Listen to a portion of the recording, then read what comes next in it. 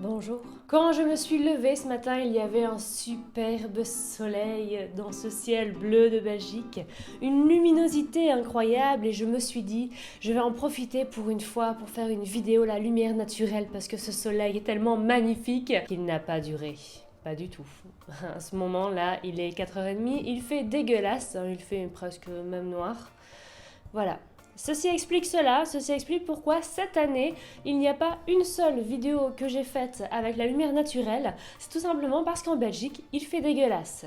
J'utilise donc des softbox pour mettre en valeur ce teint parfaitement blanc et translucide.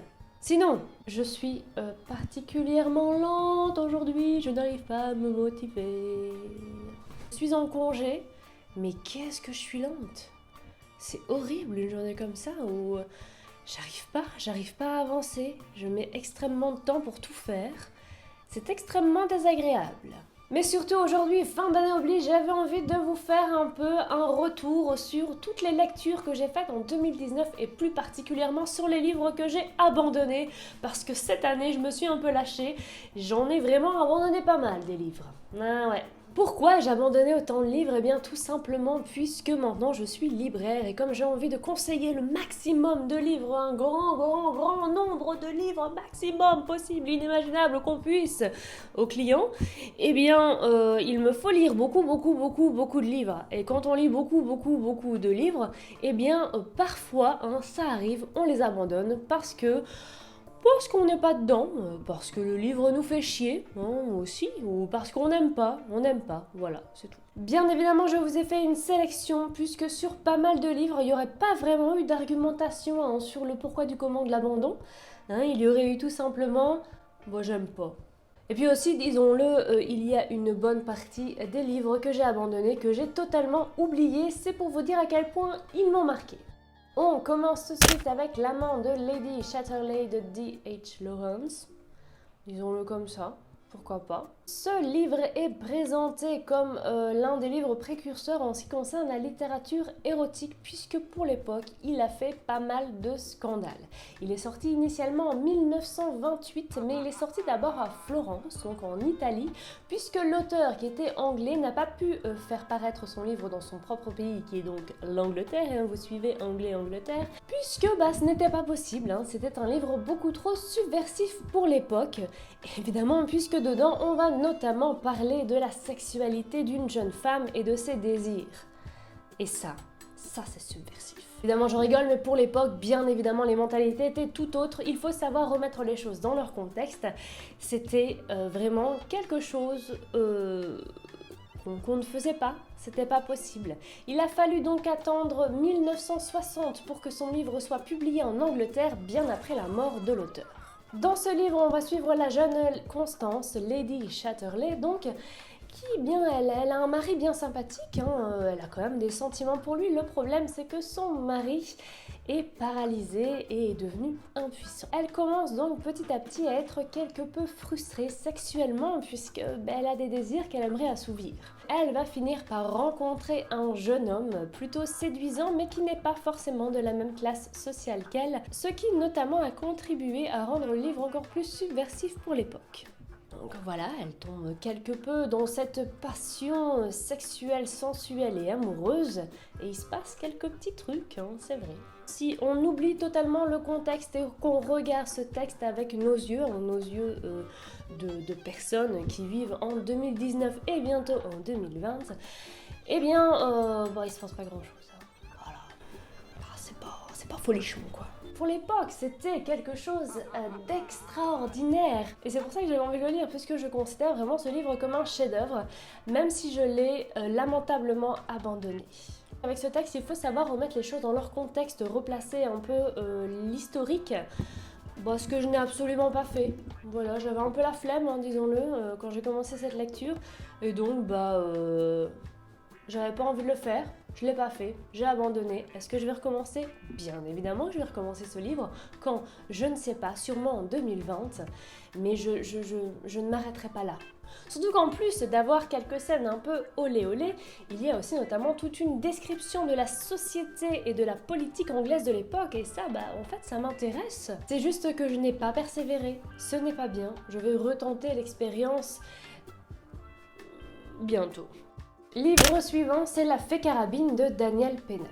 Je sais que pour pas mal d'entre vous, Daniel Pennac est un auteur de référence, notamment un auteur qu'ils ont sûrement beaucoup apprécié pendant leur adolescence.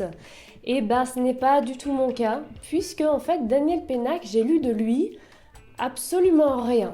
Je voulais donc remédier à cette énorme erreur en attaquant un livre de Daniel Pennac. C'est ce que j'ai fait avec La Fée Carabine. Livre que j'ai pris dans la bibliothèque de mon copain qui lui a adoré quand il était adolescent, ce qui m'a fortement motivée au début. Puis en plus, l'histoire a vraiment tout pour m'intéresser puisqu'on est à Paris, plus particulièrement à Belleville, et il se trouve que les vieilles dames se font totalement massacrer et les papis deviennent des junkies. Et pour expliquer tous ces phénomènes étranges, il faut bien évidemment un bouc émissaire et ça va être Benjamin Malocène. Ce personnage, donc Benjamin Malocène, est apparemment un personnage qui, avec sa famille, était déjà présent dans un livre précédent de Daniel Pennac qui est Au bonheur des ogres, qui a eu aussi énormément de succès. Et donc, quand j'ai su ça, c'est-à-dire après avoir abandonné le livre, je me suis dit, tiens, c'est peut-être pour ça en fait que j'ai pas accroché au livre. C'est peut-être tout simplement parce que c'est pas la première fois qu'on voit les personnages, et je sais qu'en général, je n'aime pas ça. Et en fait, non, parce que j'ai lu justement un commentaire sur Babelio d'une personne qui disait que justement, elle avait lu pour la première fois Daniel Pennac avec ce livre, elle avait adoré et elle espérait que tous les livres de Daniel Pennac soient exactement pareils. Donc en fait, ce n'était pas une bonne excuse pour un abandon. Je vous avoue que quand j'ai compris que j'allais abandonner ce livre, j'étais extrêmement déçue. Je me suis dit, ça y est, je n'ai plus d'âme d'enfant, je n'ai plus d'imagination. Mon cœur est sec, mon imagination est sèche, tout est sec chez moi. Et je suis vide. Et puis après j'ai un peu réfléchi, j'ai dédramatisé la situation, je me suis rendu compte que juste ce livre n'était pas pour moi, c'est tout. C'est pas pour ça que Daniel Pennac n'est pas fait pour moi, je vais retenter un livre un jour de cet auteur, puisque je pense que ça vaut le coup. Et c'est ça, toute la complexité, c'est que je sais que ce livre ne m'a pas plu, mais je le recommanderais à des gens, parce que je suis comme ça, pleine de contradictions. Livre suivant, c'est La fille qui tressait les nuages de Céline Chevet aux éditions du Chat Noir. Ce livre, je l'ai lu dans le cadre du PLIB 2018 puisque comme cette année, j'étais jurée. J'ai vraiment attaqué ce livre avec énormément d'espoir, notamment puisque Isabelle de la chaîne Isa Natural Tales l'avait lu, l'avait adoré, c'était un énorme coup de cœur pour elle. Dans ce livre, on est au Japon et on va suivre Juliane qui est encore extrêmement affectée par la mort de la petite sœur de son meilleur ami, petite sœur dont il était follement amoureux. Et puis il y a aussi le personnage de Haru, une jeune fille qui donc tresse les nuages. Alors je ne connais pas toute la biographie de Céline Chevet, mais même si ça avait été un coup de cœur pour certaines personnes, j'avais quand même une petite appréhension et un mélange d'excitation. Appréhension parce que j'ai quand même un peu de mal en général avec les auteurs français qui vont placer leur histoire dans un continent assez éloigné du nôtre culturellement parlant. C'est-à-dire en général quand quelqu'un qui n'a absolument jamais vécu aux États-Unis va placer son histoire, je ne sais pas, à New York ou à Chicago, et qu'il va donc, ces personnages vont donc être américains, et que la personne n'a jamais vécu, je tiens à préciser que la personne n'a jamais vécu dans ce pays-là, beaucoup d'appréhension. Alors je sais que le but de l'auteur est d'imaginer et de faire fonctionner son imagination, mais le problème quand on arrive à la culture et à la construction d'un personnage, c'est qu'on ne connaît pas, cette culture, on ne connaît pas la façon de fonctionner, et forcément tout ce qu'on connaît de cette culture, c'est ce qu'on nous a donné via en général la télé. Et donc ce dont j'ai peur, et ce qui arrive parfois mais pas tout le temps, c'est qu'il y ait énormément de stéréotypes. Alors je ne sais pas si vous avez déjà pensé à ça ou si vous avez déjà ressenti ça, mais si c'est le cas, n'hésitez pas à venir me parler parce que c'est vraiment un truc que je ressens de plus en plus et qui m'effraie parce que je me dis mais alors je ne laisse plus la place à l'imagination de l'auteur puisque je pars déjà du principe que comme il n'a pas vécu dans ce pays, qu'il ne connaît pas la culture, ça va être plein de stéréotypes. Et c'est ce dont j'avais peur avec Céline Chevet, donc avec ce roman qui se passe au Japon, j'avais peur que ce soit un peu stéréotypé. Mais en même temps, en vous parlant, je me rends compte que ce livre parlait d'une fille qui tressait les nuages. Donc forcément que ça allait pas être proche de la réalité. Hein? Et donc, même si je savais que ça avait été un coup de cœur pour d'autres personnes, je partais pas forcément gagnante avec ce livre. Ce livre que j'ai lu jusqu'à peu près la moitié, si je me souviens bien, et que j'ai abandonné. Voilà, je suis pas rentrée dedans. Je pense que je suis passée totalement à côté de la poésie et de la beauté de ce texte. Et je trouve ça dommage pour moi-même. Et avec cet abandon, finalement, je pense qu'on peut sentir mon professionnalisme. On peut voir à quel point je suis perfectionnée dans ce métier de libraire. Puisque j'ai senti que ce livre... en fait, c'est le livre qui a gagné le PLIB 2018. Le seul que j'ai abandonné. Mais je vais le reprendre, ça c'est sûr, puisque finalement je me suis rendu compte que même si ça fait quelques mois que je l'ai lu, et je me souviens de presque tout, de tout ce que j'ai lu, ce qui est bon signe en général. On passe maintenant au livre Curse de Thomas Wheeler avec les illustrations de Frank Miller aux éditions Gallimard Jeunesse. Ce livre me promettait du lourd, du bon, de la bonne lecture. Et bien évidemment, si je l'ai mis dans cette vidéo, vous vous doutez que c'est parce que je l'ai abandonné. Cursed est un livre qui a été écrit en prévision d'une future série Netflix. Et déjà, même s'il promettait pas mal de bonnes choses, voilà, ce petit truc, le petit détail qui m'emballe pas des masses. Hein. Quand un livre est écrit sur base d'une série, ça me tente moins. Hein. Ça m'émoustille moins. Parce que encore, quand un livre ressort, puisque la série Netflix fonctionne, mais que la série Netflix est basée sur le livre, je dis oui. Mais par contre, quand une série Netflix fonctionne et qu'ensuite on en fait un livre, je dis pas oui. Non, je dis même plutôt non. Je dis ça me rebute. Je dis je n'aime pas. C'est le petit détail ça me plaît pas trop. Mais je me suis quand même laissée tenter puisque ce livre est une réécriture de la légende du roi Arthur. Et en fait, une réécriture totale, puisque le roi Arthur n'est plus au centre de cette légende, puisque au centre, c'est la dame du lac Nimue, puisque c'est elle qui a été choisie par Excalibur. Donc un truc un peu plus féministe, un peu plus badass, un peu plus actuel finalement. C'est d'ailleurs Nimue qu'on va suivre, puisque c'est elle qui est au milieu de toute cette histoire. Et au début, franchement, j'adhérais bien. J'étais à fond. C'est-à-dire que j'étais tellement à fond que je commençais même à rêver ce livre et je rêvais surtout que j'étais en train de me battre avec des épées et tout. C'est trop bien. Franchement, c'était des rêves assez cool. D'habitude, je fais beaucoup de cauchemars. Où par exemple, je n'arrive pas à courir, ou je me fais pourchasser. Où il y a des trucs pas sympas qui m'arrivent. Mais là, pour une fois, c'était sympa. Puisque petit à petit, Nimue, qui a Excalibur entre ses mains, commence à sentir sa puissance et sa force et se révèle être une véritable guerrière. Alors déjà, dans ce livre, il y a pas mal d'illustrations créées par Frank Miller. Frank Miller, en fait, vous le connaissez sûrement, notamment avec Sin City. Sin City, que j'avais particulièrement adoré. J'avais adoré le graphisme, mais là, dans ce livre-là, avec cette histoire-là, j'ai pas compris. Franchement, je n'ai pas du tout adhéré au graphisme. Je me demande encore ce qui s'est passé. Et en plus, cette histoire devient vraiment de plus en plus noire. Et je sais que la légende d'Arthur, c'est pas tout rose, c'est pas tout gentil, ça clairement, mais il y a quand même une ambiance dedans. Je sais pas, une petite ambiance comme ça. Je ne sais pas quoi ajouter. On passe au livre suivant.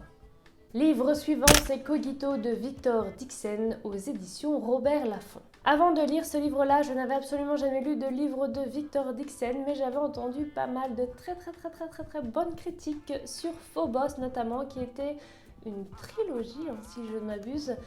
Une trilogie que Victor Dixon a faite et qui a eu un énorme succès. Donc, quand j'ai vu Cogito arriver à la librairie, je me suis dit, allez, je tente. Parce que j'ai envie de savoir comment il écrit. On va suivre Roxane, 18 ans, qui est une petite délinquante, qui ne travaille pas forcément très bien à l'école, mais en même temps, elle n'a pas forcément une vie facile, puisque ses deux parents sont au chômage. Ils ont perdu leur boulot, puisque des robots les ont remplacés. Vous l'aurez compris, on est dans une société où la technologie est omniprésente et surtout l'intelligence artificielle.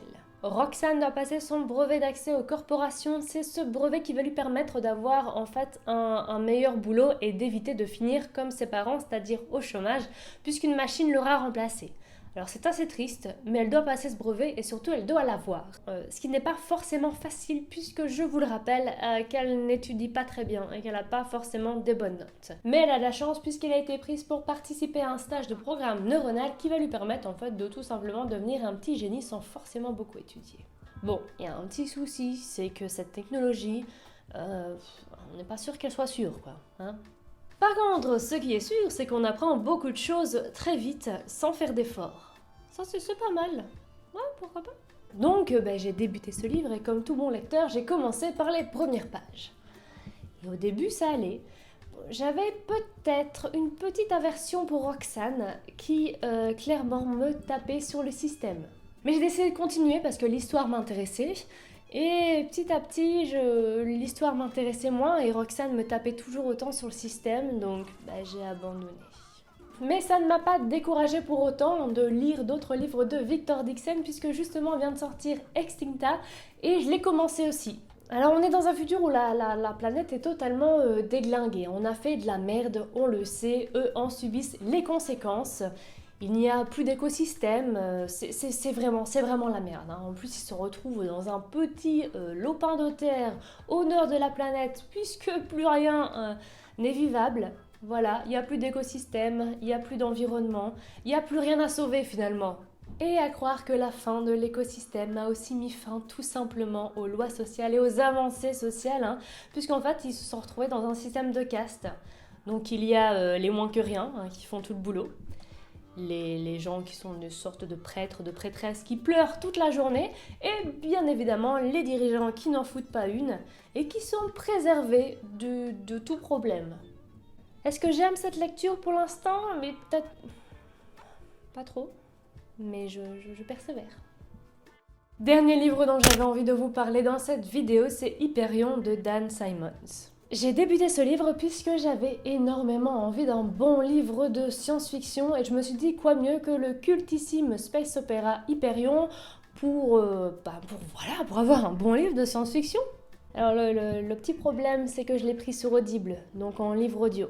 C'était un peu difficile, c'est-à-dire qu'il y a pas mal de noms de personnages différents, de noms de planètes, et je n'ai aucune mémoire auditive. C'était pas facile. Ce fut un échec total, puisqu'en fait, en plus souvent j'écoute mon livre audio quand je suis en train de ranger le linge dans le train, ou parfois il y a du bruit, ou même dans la rue quand je suis en train de marcher, et comme je veux pas me faire écraser par une voiture, il faut quand même que je sois consciente de ce qui m'entoure. Voilà, ça n'a pas été. Le livre audio Hyperion, je vous le conseille pas forcément, hein. C'est un peu difficile. Par contre, je n'abandonne pas l'idée de le lire, hein. C'est juste que je vais prendre un livre papier. Ça va être plus simple pour moi, je pense. Cette vidéo est maintenant terminée, j'espère qu'elle vous aura plu. Si c'est le cas, n'hésitez pas à la liker. N'hésitez pas aussi à me dire en commentaire si vous aussi vous avez l'habitude d'abandonner des livres et si ça arrive souvent ou pas. Je vous laisse ici, je vous souhaite une excellente fin de journée, une excellente semaine et je vous dis à très bientôt. Ciao!